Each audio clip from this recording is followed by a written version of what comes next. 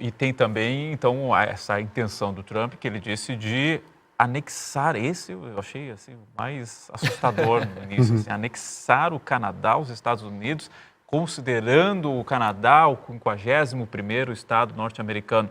Professor João Jung, o que lhe parece isso? O que tem de verdade? Esse mapa aí é impressionante, assim, né? Olhando, sendo postado pelo presidente eleito dos Estados Unidos, esse mapa, nossa. E é interessante que antes desse ele publicou um que era só assim, "Oh Canada", né? E apenas o Canadá e logo depois postando eles juntos. Sim. Enquanto Estados Unidos.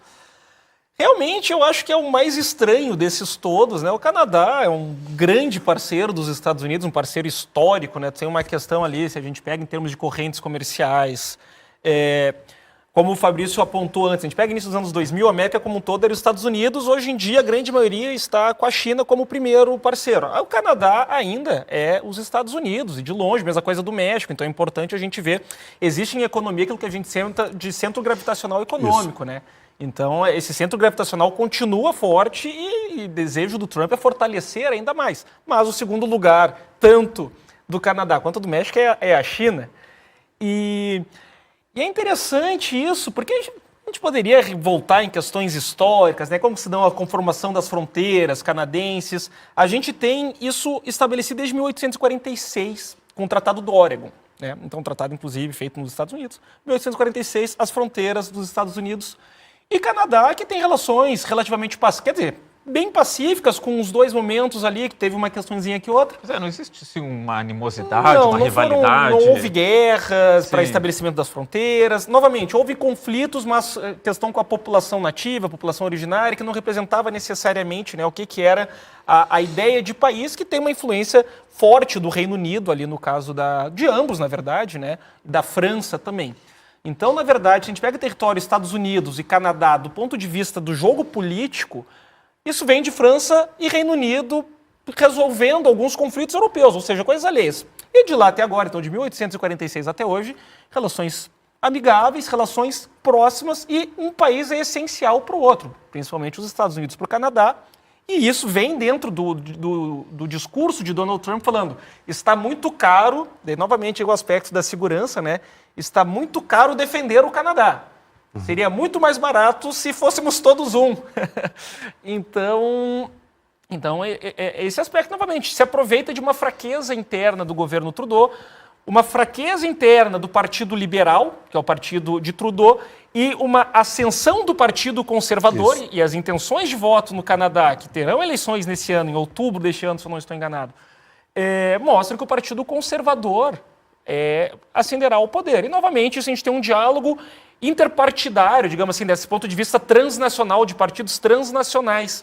Né? Então, a gente tem um ataque não necessariamente ao Canadá, mas sim ao governo atual, esse governo liberal. Então, para a gente começar, seria a partir daí. Eu concordo com o ponto do Jung. Eu acho que é uma questão, tanto do contexto do Panamá, eu acho que é mais geopolítico estratégico mesmo, de questão de segurança hemisférica e da questão tarifária. Com relação à Groenlândia e ao Canadá, eu acho que um elemento que a gente não pode deixar no nosso retrovisor, não pode perder de vista, de forma alguma, é a questão das eleições. É a questão do movimento do Trump, do movimento trumpista, como um movimento panacional, como um movimento de afirmação panacional e do interesse de figuras, mais uma vez, como Elon Musk, em interferir em eleições ou, pelo menos, em colocar figuras dentro dos governos próximos, onde eles têm interesses comerciais, que estejam mais alinhadas com eles. Então, essa questão também tem esse elemento. Me parece que o principal interesse do Trump nessa questão do Canadá é causar instabilidade na eleição canadense. E ele vai conseguir.